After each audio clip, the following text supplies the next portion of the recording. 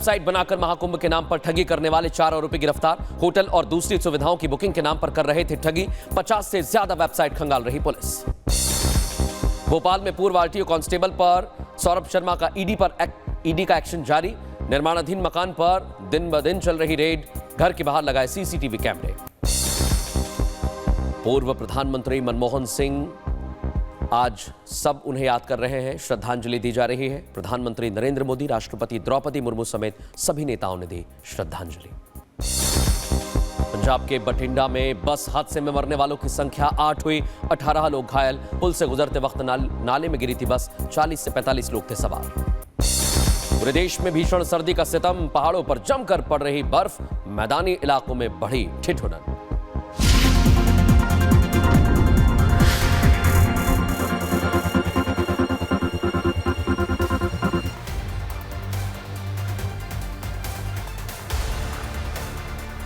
और आज मैं आपको बताने वाला हूं, जो वक्फ का कब्जा था, ये देख रहे हैं ना आप, अब ये वक्फ का कब्जा उखड़ता जा रहा है दर्शक, उखड़ता जा रहा है। जहां जहां पर आवाज उठ रही है, वहां वहां से वक्फ के कदम पीछे हट रहे हैं। इसलिए आज हम कह रहे हैं कि वक्फ भी डरता है। वक्फ कैसे डरता है, क्यों डर रहा है, आज आपके सामने पूरी एक्सरे रिपोर्ट रखूंगा दर्शक। क्योंकि महाकुंभ में केवल 17 दिन बाकी रह गए। सनातन के सबसे बड़े आयोजन के लिए साधु संत और दूसरे लोग जितने उत्साहित हैं, उतना ही वक्फ बोर्ड के खिलाफ उनके विरोध के स्वर बुलंद हो रहे हैं दर्शकों। पहले उर्दू शब्दों पर आपत्ति जताई गई थी, लेकिन अब महाकुंभ मेला क्षेत्र में वक्फ के विरोध में पोस्टर लगे हुए दिखा रहा हूं आपको। ये देखिए, वक्फ के नाम पर संपत्ति की लूट है धर्मनिरपेक्ष देश में।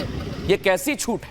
अब इन पोस्टर्स और होर्डिंग पर संपत्ति की लूट की बात लिखी हुई और पूछा जा रहा है कि कैसे देश में ये छूट है। इन पोस्टर्स को देखकर ऐसा लगता है दर्शकों कि महाकुंभ इस बार वक्फ बोर्ड के खिलाफ संतों का विद्रोह का मंच बन गया है, विरोध का मंच बन गया है, और इसलिए पूरी तैयारी की जा रही है। लेकिन आज मैं आपको बताता हूं, हमने ग्राउंड जीरो से वहां पर रिपोर्ट तैयार की। क्या वहां की रिपोर्ट कहती है, पहले आप देखिए। जगह जगह पर अगर अब, क्योंकि उससे पीछे जब हम आए थे तो वहाँ पर एक पोस्टर हिंदू एकता से जुड़ा हुआ था। इससे आगे वक्फ बोर्ड को लेकर के एक पोस्टर यहाँ पर लगाया गया है। तो पूरे प्रयागराज में अगर आप आएंगे तो अखाड़ों की तरफ से अलग अलग पोस्टर्स लगाए गए हैं जो कि चर्चा का विषय बने हुए हैं, और लगातार सनातनियों से, हिंदुओं से एकजुट रहने की अपील इन पोस्टर्स के जरिए फिलहाल की जा रही है। महिमा की रिपोर्ट आपने देखी।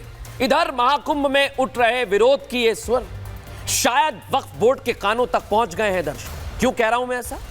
क्योंकि वक्फ बोर्ड अब समझ गया है कि अगर अपनी दादागिरी को उसने ऐसे ही जारी रखा तो फिर भारी विरोध उसे झेलना पड़ सकता है। इसलिए देश में कई जगहें दर्शक जहां उसने बड़े बड़े दावे किए, बड़े बड़े दावे के बाद अब पीछे हटने लगा है, अपने पैर खींचने लगा है दर्शक। और आज मैं आपको बताऊंगा कि वक्फ कैसे डर रहा है।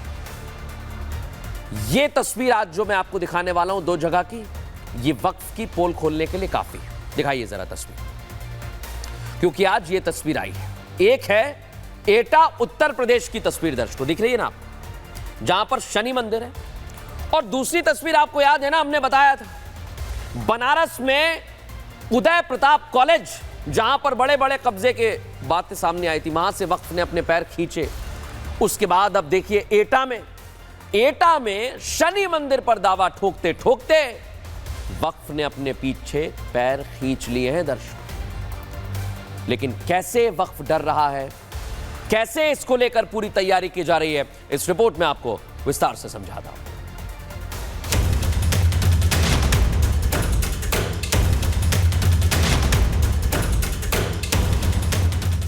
इसे डर ही तो कहेंगे कि वक्फ बोर्ड जो अभी तक जमीनों संपत्तियों पर दावा ठोक रहा था, अब दावा नहीं बल्कि जिस पर दावा किया था उस पर से छोड़ रहा है। हाँ, ठीक सुना आपने। और ये हुआ है उत्तर प्रदेश के एटा जिले में, जहां एक मंदिर पर से वक्फ बोर्ड ने अपने कदम पीछे खींच लिए हैं। दरअसल विवाद 2.5 साल पहले शुरू हुआ, जब यहाँ बनी जलेसर दरगाह में आने वाले चढ़ावे में गबन का खुलासा हुआ। गबन का खुलासा हुआ तो दरगाह कमेटी को भंग कर दिया गया। इसके बाद दरगाह की जगह मंदिर होने की आवाज तेज हुई। खुदाई में शनिदेव और हनुमान प्रतिमाएं मिली और वहाँ पूजा अर्चना शुरू हो गई थी। दरगाह जो पहले वक्फ बोर्ड की होने का दावा किया जा रहा था, कुछ दिन पहले वक्फ बोर्ड ने संपत्तियों का सर्वे कराया। सर्वे के बाद वक्फ बोर्ड ने संपत्तियों की लिस्ट जारी की, जिसमें जलेसर दरगाह का नाम नहीं था। यानी कि वक्फ ने मान लिया है कि ये जमीन वक्फ की नहीं बल्कि मंदिर की है।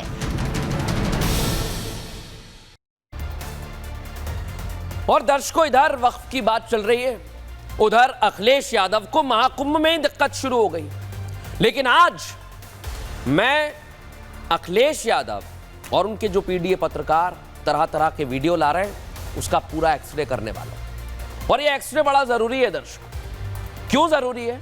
क्योंकि सच क्या है यह हम आपको बताएंगे, बिल्कुल तस्वीरों के साथ आपको बताऊंगा। क्योंकि आपने देखा इधर वक्फ बोर्ड का विरोध हो रहा है, तो उधर महाकुंभ के लिए योगी आदित्यनाथ तैयारी कर रहे हैं। तस्वीरें लगातार हम आप तक पहुंचाते हैं, एक के बाद एक दिन रात की हर तस्वीर हमारे सहयोगी आप तक पहुंचा रहे हैं। और कुंभ क्षेत्र में चप्पे चप्पे से लेकर क्या तैयारी है, सुरक्षा के बंदोबस्त क्या है, योगी आदित्यनाथ बारीकी से नजर बना रहे हैं दर्शकों। लेकिन आपको बता रहा हूं, सनातन के सबसे बड़े समागम पर ठग नजर गड़ाए बैठे। ये ठग दो तरह के हैं दर्शकों। अब आप सोच रहे होंगे दो तरह के ठग कैसे, तो आपको बता देता हूं। देखिए, एक तरफ है जनता की आंखों में धूल झोंकने वाले, जनता को ठगने वाले, क्योंकि अखिलेश यादव और पीडीए पत्रकार जो बातें कह रहे हैं वो झूठ है। और दूसरी तरफ है डिजिटल ठग।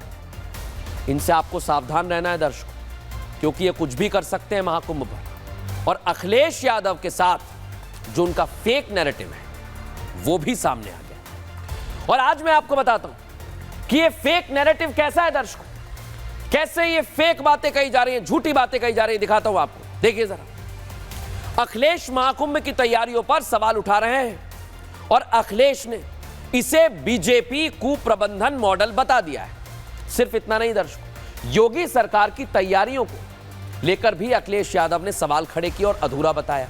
अखिलेश महाकुंभ की तैयारियों को अधूरा बता रहे हैं। अखिलेश रोजाना अलग अलग तस्वीर पोस्ट करते हैं, पुल और बिजली के खंभों की तस्वीरें शेयर करते हैं। महाकुंभ में अखिलेश ने पीडीए पत्रकार भी उतार दिए। अखिलेश के पीडीए पत्रकारों की प्रोपेगेंडा रिपोर्ट भी सामने आने लगी। सुरक्षा के लिए वॉच टावर नहीं बने, यह अखिलेश यादव की तरफ से कहा गया। महाकुंभ में पूरी तरह सीसीटीवी नहीं लगे हैं, यह अखिलेश यादव कह रहे हैं। बीजेपी का काम बस खाना है, कमाना है, यह अखिलेश यादव कह रहे हैं।